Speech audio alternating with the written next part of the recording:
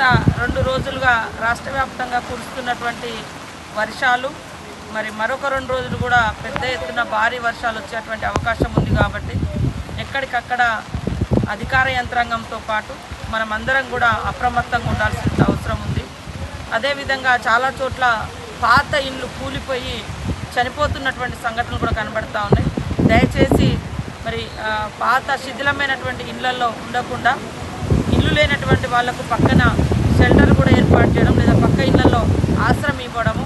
అదే కాకుండా మరి చెరువులు కూడా ఎక్కడికక్కడ గంట ప్రమాదం ఉంది. ఆ గన్ను పడడంతో కూడా ఆ వరదలు ఇండ్ల మీదకి వచ్చి మరి ఉన్నటువంటి ప్రజలకు కూడా నష్టం, ప్రాణ నష్టం జరుగుతుంది. కాబట్టి ప్రజలందరూ కూడా అప్రమత్తంగా ఉంటూ ఎప్పటికప్పుడు ఈ వర్షం నుంచి, ఈ అతి భారీ వర్షం నుంచి మనల్ని మనం కాపాడుకోవాలని అందరికీ నియోజకవర్గ ప్రజలకు అదేవిధంగా రాష్ట్ర ప్రజలకు కోరుకుంటా ఉన్నాం.